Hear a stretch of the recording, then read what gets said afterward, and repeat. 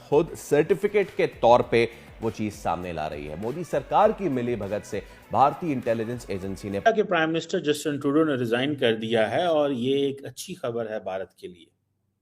ये कैसे अच्छी खबर है इस पे भी कमेंट करते हैं, लेकिन मैं देख वो भारतीय जो हुकूमत है उसकी अदम तवज्जो कह लें ना। दोस्तों नमस्कार।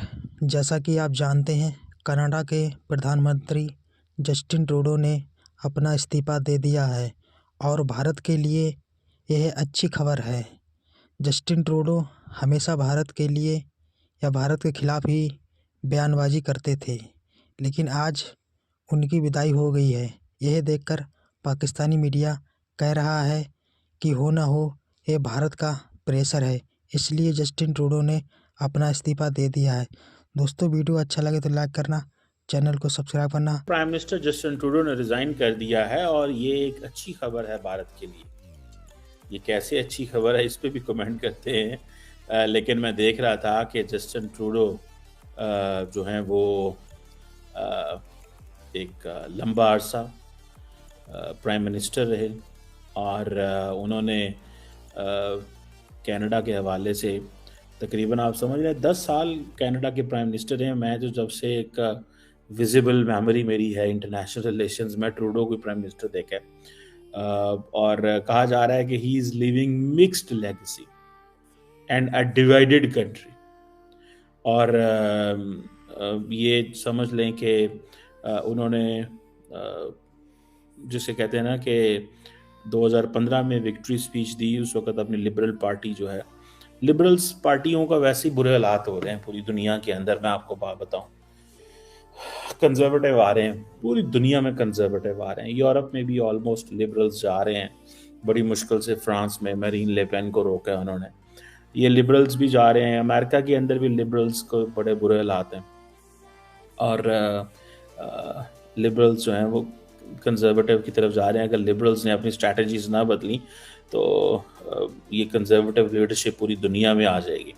बहरहाल एनी हाउ, ट्रूडो जो है उसने अपनी पार्टी से भी रिज़ाइन कर दिया और वो कह रहा है कि मैं ज़ाहिर बात है इलेक्शन भी नहीं लड़ रहा और अब एक नया आएगा लीडर। बड़ा एक ड्रामेटिक फॉल है 2013 से, ठीक है जी। और क्लाइमेट चेंज के ऊपर भी बात करते रहे, social programmes, Canadian middle class, economy, immigration, बहुत कुछ। फिर आखिरी ये ट्रम्प ने जो उनकी बुरे हालात किए हैं, ट्रम्प ट्रूडो के भी सिरे चढ़ गए हैं मेरे ख्याल से। लेकिन वो जिसे कहते हैं ना कि आप एक दफ़ा एक लीडर से तो जान छुड़ा लेते हैं, लेकिन जब नई लीडरशिप आती है तो उनके सामने भी बड़े लंबे चौड़े चैलेंजेस होते हैं। अब ट्रूडो जो है मैं आई थिंक 43 का था जब उसने पावर ली। हैरानी हो, अब देखते हैं कि क्या होता है। लेकिन मैं जैसे आपको बता रहा था कि इंडिया के लिए बड़ी मज़े की बात हो गई है। उसके लिए बहुत सारे लॉजिक है, उसके ऊपर मैं बात करूँगा क्योंकि हम इसको देखते हैं कि अमेरिका के अंदर भी नई लीडरशिप, कनाडा के अंदर भी नई लीडरशिप, दुनिया के सारे लीडर जा रहे हैं सिवाय नरेंद्र मोदी के।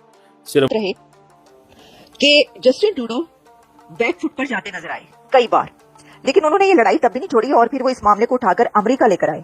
लेकिन बैड लक ये हुई जस्टिन ट्रूडो के साथ कि जिस अमेरिका के पास यहाँ पर वो अपना वो कॉन्फ्लिक्ट उठाकर लेकर आए थे कि इसको हल कराएं, इसी अमेरिका की तरफ से, यहीं से जो प्रेसिडेंट इलेक्ट डोनाल्ड ट्रंप है, उन्होंने कहा कि आप गवर्नर बन जाए और कनाडा को एक स्टेट बना दे अमेरिका की।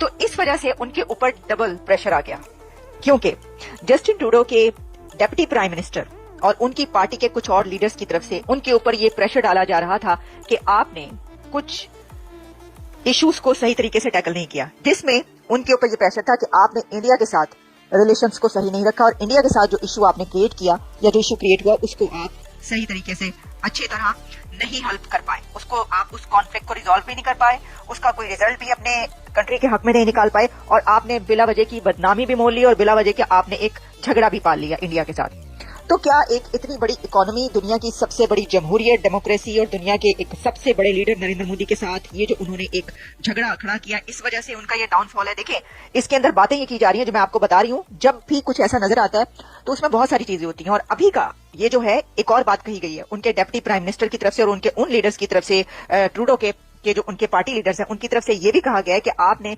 अमेरिका के साथ जो टैरिफ का मामला था वो भी सही तरीके से हल नहीं किया। उनके पार्टी लीडर्स का और उनकी पब्लिक का ये कहना है कि अमेरिका के साथ भी एक और नया कॉन्फ्लिक्ट उस वक्त सामने आ गया कि जब ट्रंप की तरफ से सपोर्ट करने के बजाय या ये कहने के बजाय कि ठीक है हम टैरिफ का मामला जो है देखते हैं, हम टैरिफ नहीं लगाएंगे या कुछ भी जरा कुछ साथ देने, सपोर्ट के बजाय उन्होंने कहा कि आप अपना कंट्री जो है वो एक हमारे उसमें जम कर दें अमेरिका के अंदर, और आप इसको एक स्टेट बना दें तो फिर हम कोई मसला नहीं रहेगा। तो उन्होंने कहा कि दोनों कंट्रीज के लिए टैरिफ का जो है सिचुएशन वो सही नहीं है। अच्छा, इसी के साथ कुछ और जो रीजंस हैं, लॉजिक्स है, उसके अंदर ये भी कहा जा रहा है कि जस्टिन ट्रूडो कनाडा के अंदर इन्फ्लेशन, हाउसिंग और साथ ही कुछ और ऐसे इश्यूज हैं जिसको वो नहीं सही तरह हल कर पाए। उनके लिए कनाडा के अंदर इन्फ्लेशन भी बहुत ज्यादा बढ़ी और हाउसिंग का भी लोगों को बहुत ज्यादा ऑब्जेक्शंस रही। पब्लिक जो है वो समझती है कि वो